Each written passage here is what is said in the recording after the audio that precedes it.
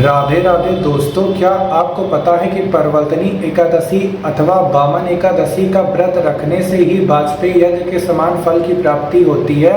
इसका महत्व मैं आप सभी भक्तजनों को पढ़ के बताता हूँ। भाद्रपद मास के शुक्ल पक्ष की एकादशी को क्षीर सागर में 4 मास के शयन के मध्य में भगवान विष्णु करवट बदलते हैं। निद्रा मग्न भगवान के करवट परिवर्तन के कारण ही इसका शास्त्रीय नाम परवर्तनी एकादशी है।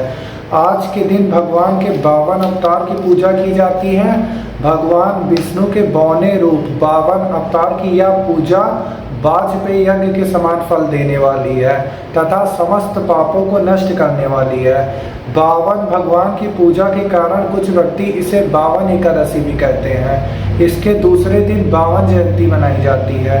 एक बार धर्मराज युधिष्ठिर कहने लगे कि हे भगवान, भाद्रपद शुक्ल एकादशी का क्या नाम है, इसकी विधि और महत्व क्या है, इस एकादशी को करने से कौन सा फल मिलता है, कृपा करके इसके बारे में हमें विस्तार पूर्वक बताएं। तब भगवान श्री कृष्ण बोले, हे राजन, अब मैं पुण्य, स्वर्ग और मोक्ष को देने वाली तथा सब पापों को नष्ट करने वाली भाद्रपद शुक्ल पक्ष की 52 नाम की एकादशी की कथा कहता हूँ।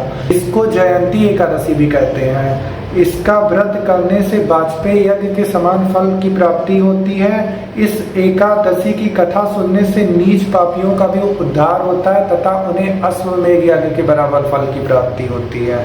जो मनुष्य इस एकादशी के दिन मेरे 52 अवतार की पूजा करता है, उसे तीनों लोक में पूजन करने के समान फल की प्राप्ति होती है। जो कमल नयन भगवान का कमल से पूजन करते हैं, वह अवश्य ही भगवान के करीब जाते हैं। सभी को इस एकादशी का व्रत अवश्य करना चाहिए। इस दिन भगवान विष्णु क्षीर सागर में अपने 4 मास के शयन के मध्य में करवट लेते हैं, इसलिए इसको परवर्तनी एकादशी भी कहते हैं। इस दिन ककड़ी का सागर लेना चाहिए तथा इस दिन खीरा, केला, सेब आदि फल तथा दूध दही भी लिया जा सकता है। विधि पूर्वक इस दिन लक्ष्मी नारायण का पूजन किया जाता है। भगवान सत्यनारायण शालिग्राम का विधि पूर्वक पूजन किया जाता है। जो भी सामग्री उपलब्ध हो, धूप, दीप, दही, नैवेद्य, पंचामृत, उससे हम लोग भगवान का पूजन कर सकते हैं। भोग लगाते समय तुलसी दल का उपयोग अवश्य करना चाहिए। राधे राधे।